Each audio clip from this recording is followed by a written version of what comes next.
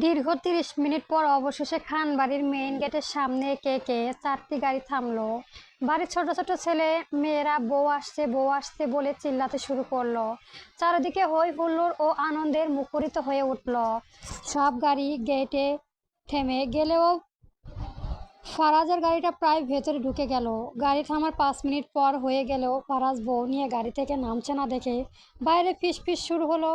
আলভি গাড়ির জানালায় টোকা দিয়ে ফিসফিস করে বলল, নাদা শিশুটার সাথে গাড়িতে বাসর করার চিন্তা করছিস নাকি? তাড়াতাড়ি বেরিয়ে আয়।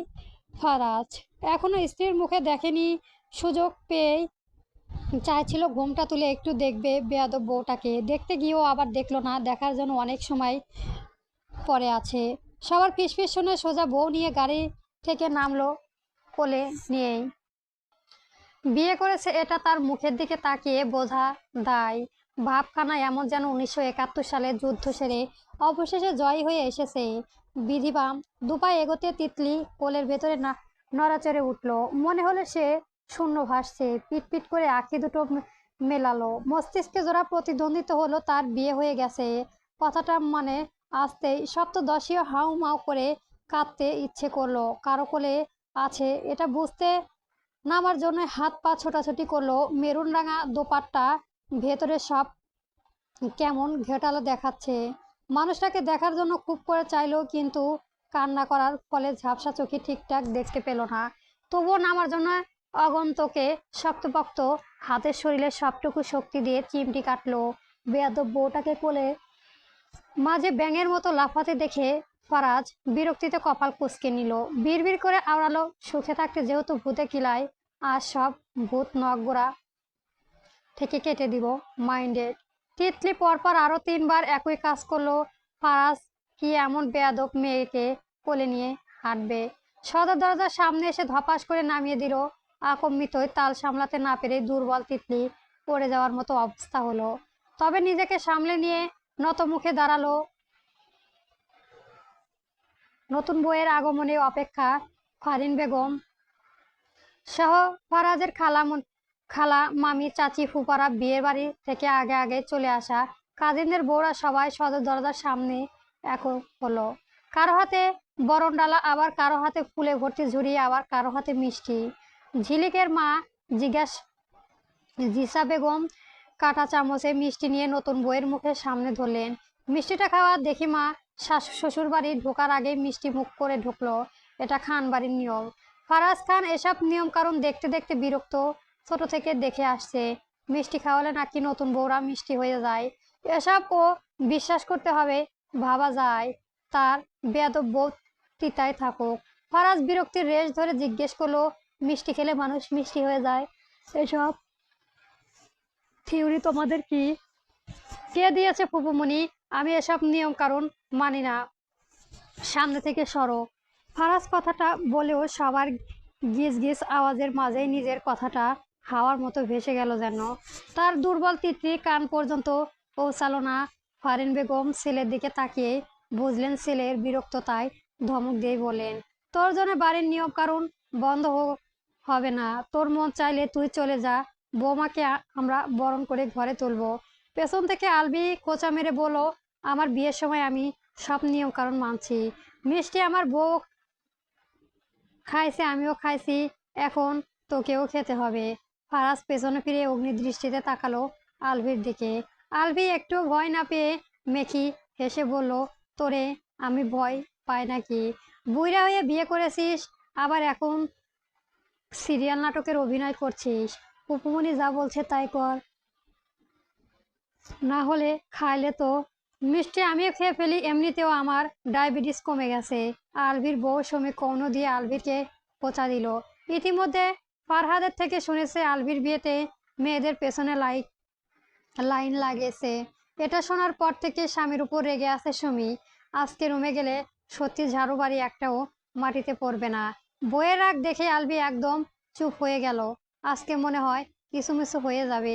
মনের ভেতর থেকে বলে উঠল, আল্লাহ রক্ষা করো এই দজ্জাল বউ হাত থেকে, আজকের মতো বাঁচাও। ফারিন বেগমের আনন্দে যেন শেষ নেই। আজকে থেকে সুখে দুঃখে কথার বলায় একজন সঙ্গী পেয়েছে। ছেলে থাকলেও থাকুক, না থাকলে নাই। তাই ছেলেকে বললেন, তুই এখনো দাঁড়িয়ে আছিস কেন? চলে যা, তোর নিয়ম কানুন মানতে হবে না। ফারাজ কিছু বলতে গেলেও পর মুহূর্তে বউকে রেখে বড় বড় কদম ফেলে সবাইকে পাশ কাটিয়ে ভেতরে চলে গেল।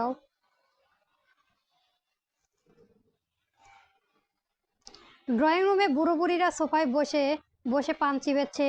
ফারাজের নানি সকিনা খাতুন আর নানা হুঁশিয়ার সাহেব নাতিকে একটা ঢুকতে দেখে বলেন, নাত বউটা রে একলা ফাইলা থুইয়া ঘরে ঢুকে গেলি কেন? বিয়ার নিয়ম কারণ সব বুইলা গেলি নাকি? মিনিস্টারি করিস না, বর কোনে এক লাগে ঘরে ঢুকা লাগে, এইটা জানোস না? ফারাজ নানা ভাইয়ের কথা শুনে ঘাড় ঘুরে তাকালো। হুঁশিয়ার সাহেবের বয়স 80 বছর। এ বয়সে এসেও কথার জোর এখনো কমেনি। বুড়ো ভ্রু কুঁচকে আছে। সকিনা খাতুন তো রীতিমতো কোমরে হাত দিয়ে দাঁড়িয়ে সে। ফারাজ বিরক্ত চেপে রাখলো। নানা নানিকে সম্মান করে ছোট থেকেই। দাদা দাদি আদর না পেলেও নানা নানির আদর পেয়ে বড় হয়েছে। নানা নানির কথা ফেলতে পারেন না। এখন আবার তার নানা নানি কেন কোন নাটক শুরু করবে কে জানে। তাই বলো, সবাই কোলে নিয়ে নিয়ে আসবে, তোমরাও সেখানে গিয়ে যোগ দাও, আমাকে জোর করো না।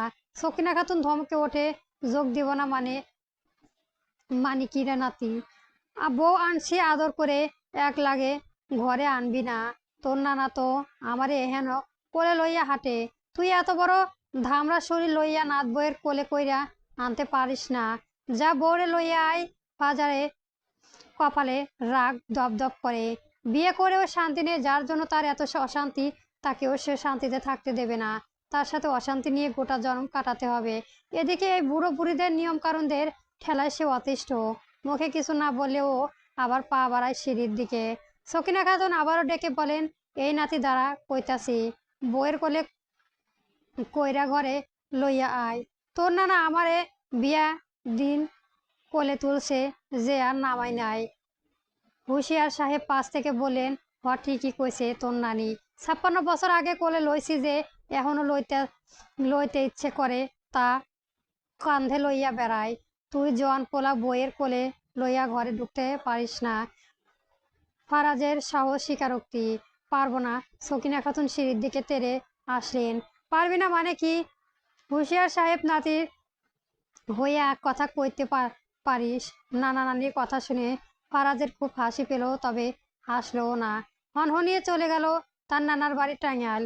তার কথাবার্তা এমন। ফারাজ রুমে গিয়ে গায়ে কোট পাঞ্জাবি খুলে সোজা ওয়াশরুম থেকে গোসল সেরে এসেছে। এই গোসলটা যেন এই মুহূর্তে প্রয়োজন ছিল। দেহের সব ক্লান্তি দূর হয়ে গিয়েছে। খিটখিটে মেজাজটা আগে তুলনায় অনেকটাই ফুরফুরে লাগছে।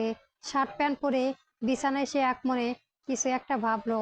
পিচ্চি মেয়েটা কি এখনো জানে না বিয়েটা যে তার সাথেই হয়েছে? তাকে কি না জেনে ও বিয়ে করে ফেলেছে নাকি? এখন যদি তার জায়গায় অন্য কেউ হতো ভেবে এক অজানা কারণে যুবকের মাথার তালু গরম হচ্ছে রাগে। অবাধ্য বেয়াদব মেয়ে কত বড় স্পর্ধা তাকে জ্বালিয়ে অন্য কাউকে বিয়ে করার স্বপ্ন দেখে। এর শেষ তো সে দেখে ছাড়বে। তিতলিকে বারণ করে ড্রয়িং রুমে সোফায় বানানো বসানো হয়েছে। আশেপাশে সমস্ত মানুষ বউ দেখতে চলে এসেছে। তাকে ঘিরে বসে আছে সকল আত্মীয় স্বজনরা। সবাই বউ দেখে চলে যেতেই ফারাজের নানা নানি নাত বউকে দেখার জন্য সেখানেই বসলো। পাশ থেকে ঝিলিকের মা জিসানা বেগম তিতলির ঘোমটা তুলে পরিচয় করিয়ে দিল। এরা হচ্ছে তোমার নানা শাশুড়ি আর নানি শাশুড়ি, সালাম দাও। তিতলির চোখের সামনে দুজন বুড়ো বুড়িকে দেখতে পেল। বুড়িটা একদম তার দাদুর মতো। তিতলি মা বাবা ভাই দাদু সবার কথা আবার মনে পড়ল। তার দাদু বলেছে সেখানে গিয়ে সবাইকে সালাম দিতে, সালাম সম্মান করতে। মেয়েটা ফুপিয়ে উঠল। গাঢ় কাজল দেওয়া চোখ জোড়া কাদো ফলস্বরূপ আরো বেশি মায়াবী দেখাচ্ছে। নিজেকে সামলে তিতলি ভাঙা গলায় সালাম দিল, আসসালামু আলাইকুম। ফারাজের নাতি সকিনা খাতুন ও নানা হুঁশিয়ারি সাহেব হাসি মাখা মুখে বললেন, ওয়ালাইকুম আসসালাম। সকিনা খাতুন তিতলির গাল টেনে দিয়ে বললেন, মাশাল্লাহ নাতবো তো ভারী মিষ্টি গো। আমার নাতি পছন্দ আছে কইতে আইব। হুঁশিয়ার সাহেব বড় গলায় বললেন, দেখতে আইব না? নাতিটা কার? হুঁশিয়ার সাহেবের নাতি পাশে দাঁড়িয়েছিল ফারাজের খালা নাসিমা বেগম। কথাটা শুনে মুখ বাঁকালেন। তিনি চাইলেন মেয়ের নীলাকে ফারাজের সাথে বিয়ে দিতে, কিন্তু হলোটা কই? তার মেয়ে ফারাজকে ভাইয়ের চোখে দেখে, ভাইয়ের সাথে ওসব কথা ভাবতেও পারে না। মেয়েকে নিয়ে আর পারবে না। নাসিমা বেগম দাঁড়িয়ে দাঁড়িয়ে তিতলির খোঁজ খুঁজতে শুরু করলেন। কিছু খুঁজে ফেললেন না। যথেষ্ট সুন্দরী, তবে একটু খাটো আছে। মুখ বেঁকিয়ে বলেন, বউ তো বেশি লম্বা না। আর একটু লম্বা হলে ভালো হতো না আম্মা? সকিনা বেগম সেটা শুনে মেয়েকে বললেন, বেশি লম্বা হইবার দরকার নাই নাসিমা, নাত বউকে অনেক ভালো লাগেছে। নাসিমা বেগম মুখ বাঁকিয়ে সেখান থেকে চলে গেলেন। ইতিমধ্যে তুষার, সিয়াম, নিধি সহ তিতলিকে, কাজিন হিমু ওদের প্রথমবারের মতোই মেহমানদারি করা শেষ। হরেক রকমের নাস্তা পানি খেয়ে সকালে ক্লান্ত। তোরা সোফায় বসা বোনের দিকে একবার এক পলক তাকালো। বুকের ভেতর মোচড় দিয়ে উঠল। মনে হলো তার বোনকে জোর করে বিয়ে দিল।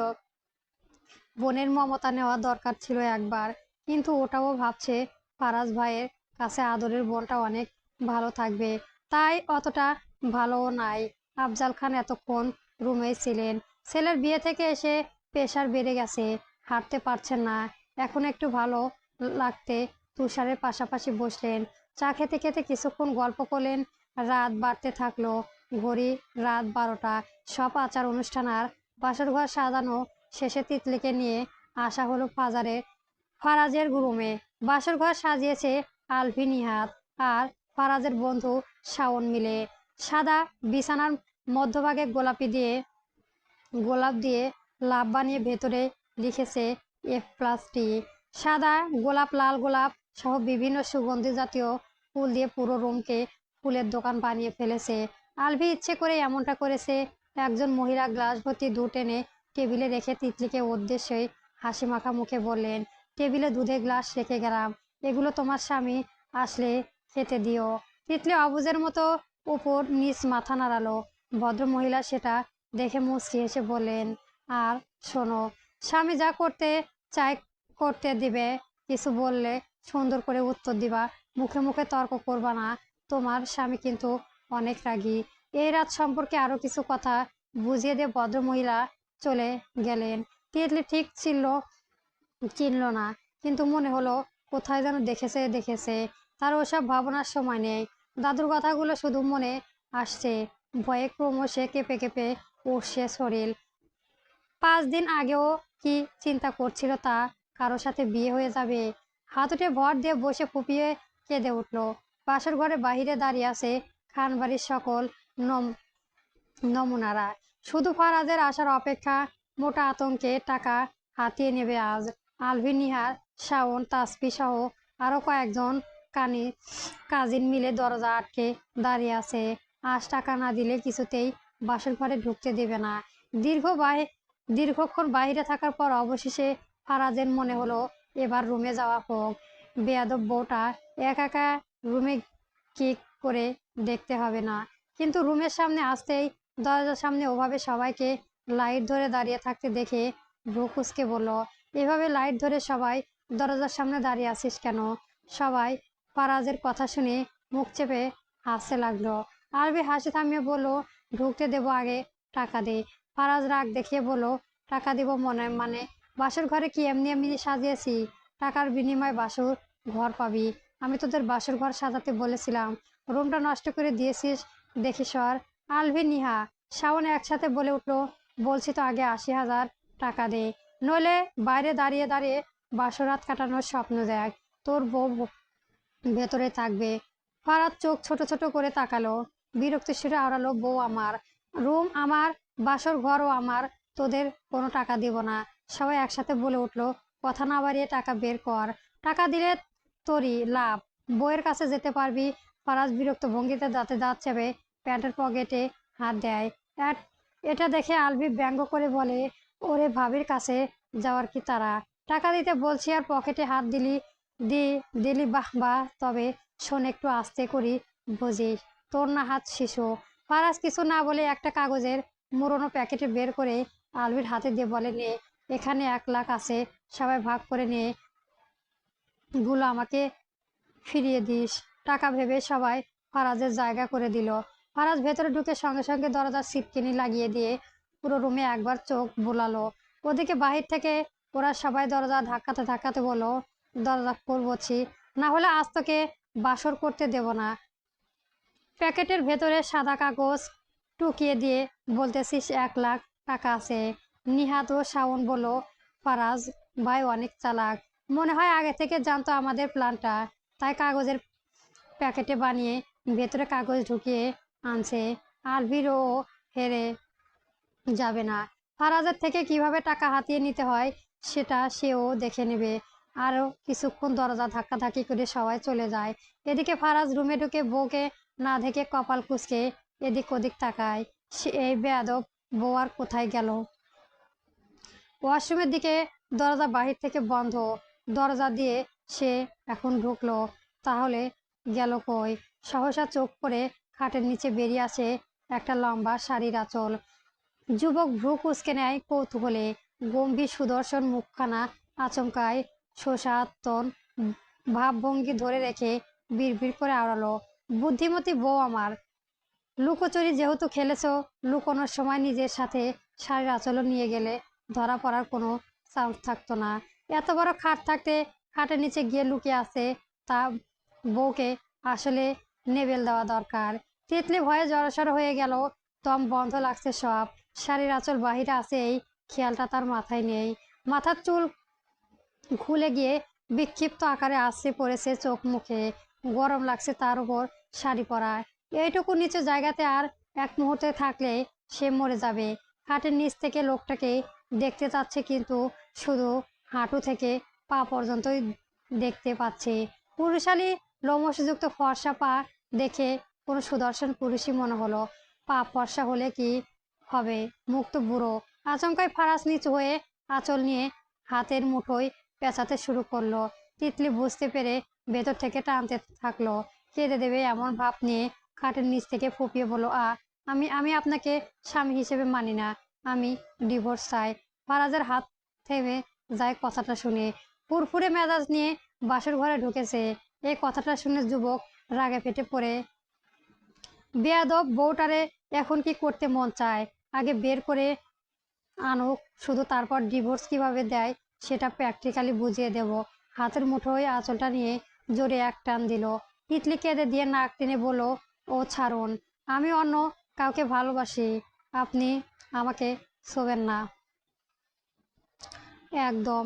ফারাজ খাটের নিচে নিচু হয়ে তিতলি হাত ধরে টান দিল। তিতলি ভয়ে চোখ মুখ খিচে ফেলল। হাত সারানোর জন্য মেয়েটাও অচেনা স্বামীর হাত কামড় বসিয়ে দিল। কাঁদতে কাঁদতে বলল, আপনি আমার দেহ পাবেন কিন্তু মন পাবেন না, ইঁদুরে দাঁতে জোর আছে। ফারাজের লোমশযুক্ত হাতের দাগ করে ছালো পুরোপুরি বাইরে এহেন। ফারাজ পটপট রাগ দেখিয়ে হিসে বলল, মন চায় না আমার, দেহও চায় না, যেটা আমার সেটা আমারই, সে চাওয়ার পাওয়ার তো কোনো প্রশ্নই ওঠে না। সহসা চেনা কণ্ঠস্বর শুনে সপ্তদশী চমকার ভরকায় বিস্ময় হতভম্বিত বাক্রুদ্ধ হকচকিত স্তব্ধ হয়ে গেল। হিংস্র রমণী তরিং গতিতে চোখ তুলে তাকালো।